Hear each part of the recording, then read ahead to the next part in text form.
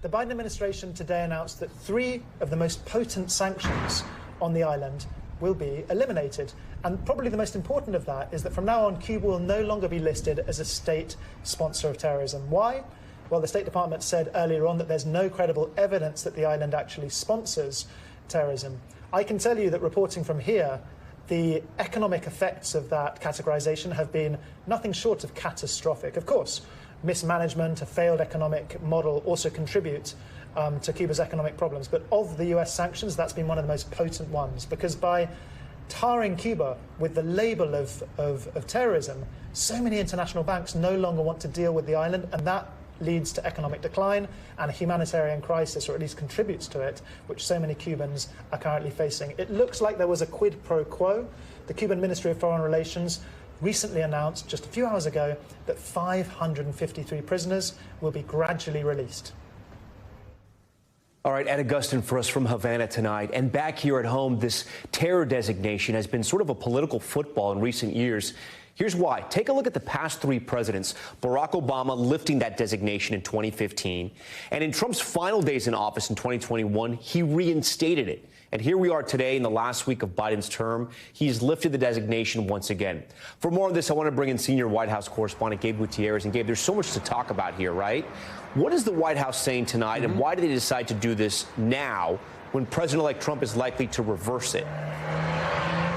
Hi there, Tom. Well, the White House is saying that it currently believes that it's found no credible evidence that the Cuban government continues to sponsor international terrorism, but it's not immediately clear why the White House chose to do this just a few days Biden leaves office. But still, it says that it aims to bolster an ongoing dialogue with the Catholic Church, between the Catholic Church and the Cuban government, to potentially release dozens of political prisoners, which it believes will be released before President Biden leaves office next week, Tom. You know, Gabe, you covered the final years of the Biden administration, and it's sort of interesting, right, because we both have covered Cuba and the way the White House and obviously the United States interacts with that country to its south.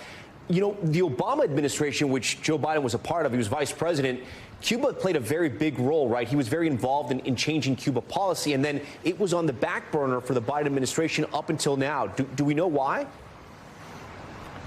Yeah, that's right, Tom. And you said it. You remember back in 2014, 2015, that thawing of diplomatic relations between Cuba and the United States. It was seen as a huge milestone, but something that President Trump largely reversed during his administration. Now, President Biden, he's been interesting. His press secretary, Jen Psaki, early on in the administration, basically said that Cuba was not top of mind for the administration. However, during those protests back in 2021, the Biden administration did issue some limited, targeted sanctions, the Treasury Department did, against certain individuals in Cuba.